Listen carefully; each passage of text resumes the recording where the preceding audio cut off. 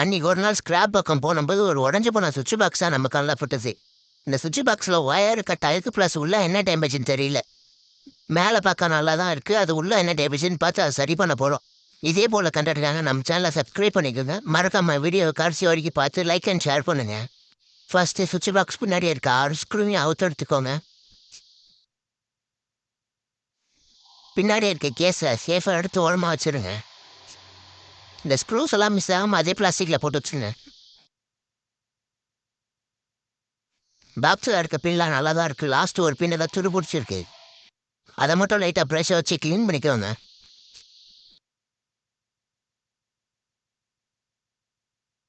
அதில் இருக்க ஃபியூஸும் நல்லா தான் இருக்குது, ஒயரை மட்டும் சால்ட்ரிங் பண்ணால் வேலை முடிஞ்சுது. நம்ம ஜங்ஷன் பாக்ஸ் ஒர்க்காக ஆரம்பிச்சிடும். முதலில் ஒயரை கத்திரிக்கோளால் கட் செய்ய வேண்டும், பிறகு நெகத்தால் இழுக்க வேண்டும். இதே போலவே 3ஐயும் இழுத்து கொள்ளவும். பிறகு அதை சால்ட்ரிங் பேஸ்டில் டிப் செய்து சால்டர் செய்ய வேண்டும்.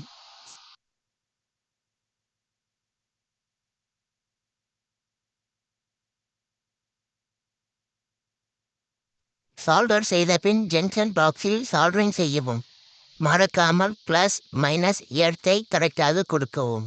மாற்றி கொடுத்தால் பிறகு வெடித்துவிடும்.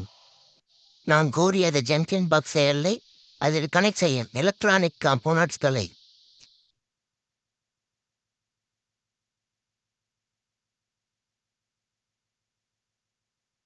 நெக்ஸ்ட் அதில் டேகை பின் பண்ணி ஒயர் வெளியே வராத மாதிரி லாக் பண்ணிட்டுங்க.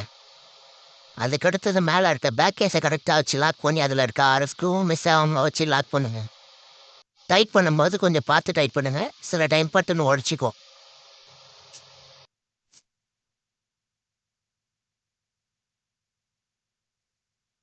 ஓகே, நம்ம ரெடி பண்ண ஜங்ஷன் பாக்ஸ் ரெடி. இப்போ ஒர்க்காக தான் செக் பண்ணுவோம்.